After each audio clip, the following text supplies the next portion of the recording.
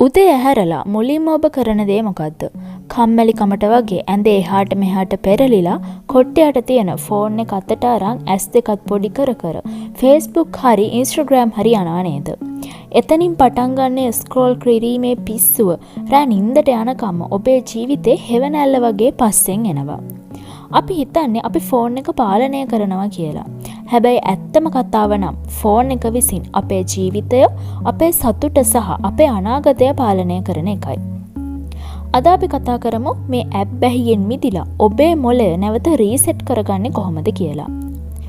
මොකද්ද මේ අපේ මොළයට වෙලා තියෙන්නේ? ඔබේ මොළය හරියට රේස් එකක් දුවන අශ්වයෙක් වගේ. ඒත් ස්මාර්ට් ෆෝන් එක කරන්නේ ඒ අශ්වයාට හැමතිස්සෙම චොකලට් දෙන එක. Facebook එකේ වැටෙන එක ලයික් එකක්, රීල්ස් එකක දකින තත්පර 15ක වීඩියෝ එකක් ඔබේ මොළයේ ඩොපමින් කියන රසායනය නිපදවනවා. මේක හරියටම මත්ද්‍රව්‍යයකට ඇබ්බැහි වෙනවා වගේ වැඩක්. ටික කාලයක් යනකොට පොතක් කියවන එක, අලුත් දෙයක් ඉගෙන ගන්න එක වගේ වැදගත් දේවල් ඔබේ මොළයට නීරස වෙනවා.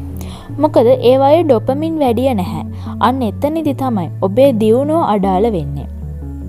ඉතින් අපි දැන් කියන්න යන්නේ ඔයාලගේ මොළය නැවත සකස් කරන සරල පියවර. ඔයාලගේ ජීවිතය නැවත දිනා ගන්න නම් මේ පුංචි නමුත් බලවත් පියවර අනුගමනය කරලා බලන්න. පළවෙනි පියවර තමයි දවසේ පළමු පැය ඔබට වෙන් කරගන්න. උදේ ඇහැරුණු ගමන් ෆෝන් එක අල්ලන්න එපා. ඒක හරියට දවස පටන් ගන්නකොටම ඔබේ මොළය කුණු ගොඩකට දානවා වගේ වැඩක්.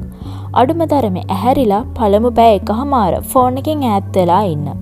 ඒ වෙලාවේ හුස්ම ගන්න, වතුර වීදුරුවක් බොන්න, එළියට ගිහින් ගහකොළ දෙස බලන්න, ඔබේ දවස පාලනය කරන්න. ඔබට බලය ලැබෙන්නේ එතකොටයි. පියවර 2. නොටිෆිකේෂන්ස් තමයි ඔබේ අවධානය සොරකම් කරන හොරා. ඔබ වැඩක් කර කර ඉන්නකොට ෆෝන් එක ටින් ගාන සද්දෙට ඔබේ අවධානය බිඳෙනවා. ඒ අවධානය ආයෙත් ගන්න මොළයට විනාඩි 20ක් විතර යනවා. ඒ නිසා වැදගත් නොවන හැම ඇප් එකකම නොටිෆිකේෂන්ස් ඔෆ් කරන්න. ඔබට ඕන වෙලාවට විතරක් ඇප් එක ඇතුළට ගිහින් බලන්න පුරුදු වෙන්න. අංක 3. ග්‍රේ ස්කේල් ක්‍රමය. එහෙමත් නැත්නම් කළු සුදු මායාව. ඔබේ ෆෝන් එකේ සෙටින්ග්ස් වලට ගිහින් ස්ක්‍රීන් එක ග්‍රේ ස්කේල් හෙවත් කළු සුදු කරන්න. අපේ මොළය ඇදී යන්නේ ලස්සන පාටවලට. ෆෝන් එක කළු සුදු වුණාම ඒක දකින එක මොළයට නීරස වෙනවා. එතකොට නිකරුණේ ෆෝන් එක දිහා බලාගෙන ඉන්න තියෙන ආසාව ඉබේම අඩු වෙනවා. පියවර 4. ෆෝන් ෆ්‍රී කලාප නිර්මාණය කරන්න. කෑම කන මේසය, නාන කාමරය සහ නිදන කාමරය ෆෝන් එකෙන් තොර කලාපයක් බවට පත් කරගන්න. විශේෂයෙන්ම කෑම කනකොට ෆෝන් එක බලන එකෙන් වෙන්නේ ඔබ කන්නේ මොනවද කියලාවත් මොළයට දැනෙන්නේ නැති එක. අංක 5.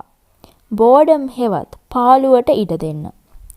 බස් එක එනකම් ඉන්නකොට, පොලිමක ඉන්නකොට අපි කරන්නේ ඉක්මනට ෆෝන් එක අතට ගන්න එක. එපා. ඒ පාළුවට ඉඩ දෙන්න. මොළය නිදහසේ තියනකොට තමයි අලුත් අදහස්, දියුණුවෝනි ප්ලෑන්ස් ඔළුවට එන්නේ. නිකන් ඉන්න එක ඔබේ මොළයට ලැබෙන විවේකයක් කියලා හිතන්න. මතක තියාගන්න ඔබ මිය යන දවසක අනේ මම තව දවස් කීයක් හරි Facebook රීල්ස් බැලුවා නම් හොඳයි කියලා හිතන්නේ නැහැ. ඔබ පසුතැවෙන්නේ මට මීට වඩා දෙයක් කරන්න තිබුණා, මට මීට වඩා ආදරය කරන්න තිබුණා කියලා. ස්මාර්ට් ෆෝන් එක කියන්නේ දියුණු වෙන්න පාවිච්චි කරන්න පුළුවන් ලොකුම ආයුධයක්. ඒත් ඒ ආයුධයට ඔබව කපන්න ඉඩ දෙන්න එපා. අදම ඔබේ මොළය රීවයර් කරන්න පටන් ගන්න. ඔබේ ජීවිතයේ සැබෑ පාලකයා ඔබම වෙන්න. ඉතින් මේ වීඩියෝ එක බලලා ඉවර වුණු ගමන් ෆෝන් එක පැත්තකින් තියලා විනාඩි 5ක් ඇස් දෙක පියාගෙන හුස්ම ගන්න. වෙනස එතනින් පටන් ගමු. ඉතින් මේ වීඩියෝ එක ඔයාලට ප්‍රයෝජනවත් වුණා නම් තව කෙනෙකුට බලන්න ෂෙයා කරන්න. ඒ වගේම ඔයාලගේ අදහස් පහලින් කමෙන්ට් කරගෙන යන ගමන් අපේ channel එක subscribe කරලා bell button එකත් click කරලා දිගටම අපිත් එක්ක එකතු වෙලා ඉන්න. ඔයාලා හැමෝටම සුබ දවසක්.